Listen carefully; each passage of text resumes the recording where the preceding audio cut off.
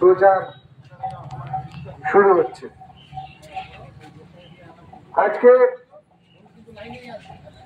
দুটো রাজনৈতিক দল, ক্ষমতাসীন রাজনৈতিক দল তৃণমূল এবং বিজেপি,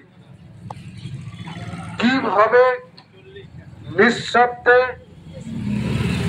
আমাদের অধিকারগুলো, গণতান্ত্রিক অধিকারকে ধ্বংস করে দিতে চাইছে। বাবা সাহেব আম্বেদকর সংবিধানে যে অধিকার মানুষের দিয়েছেন, ভোটের অধিকার, নারী জাতিদেরও ভোটের অধিকার এবং সমান অধিকার দিয়েছেন। ধর্ম নির্বিশেষের মানুষ ঐক্যবদ্ধভাবে ভারতবর্ষে সুন্দর বেঁচে থাকার জন্য, সামাজিক পরিবেশ পরিস্থিতি তৈরি করার জন্য, সম্প্রীতির জন্য সংবিধানে অধিকার দিয়েছে।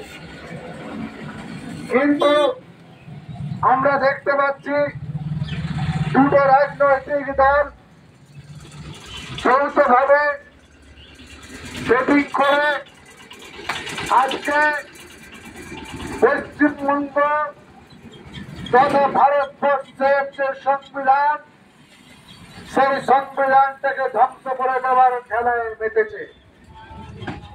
আজকে সংবিধানের অনুযায়ী তারা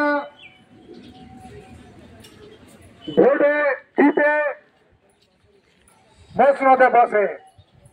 তারপরে আমরা দেখতে পাচ্ছি এই সমস্ত রাজনৈতিক দল সংবিধানকে পুরো আঙুল দেখিয়ে তারা যা ইচ্ছে তাই করে বেড়াচ্ছে।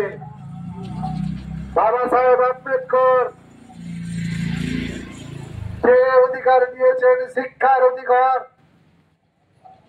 তিনি আইনসঙ্গতভাবে অধিকার দিয়েছেন। বলেছিলেন যে সর্বভারতের মানুষ শিক্ষিত হবে, সমাজ ব্যবস্থা গঠন হবে, শিক্ষিত হয়ে আমাদের ভারতবর্ষের যুব সমাজ মাথা উঁচু করে চাকরি করবে।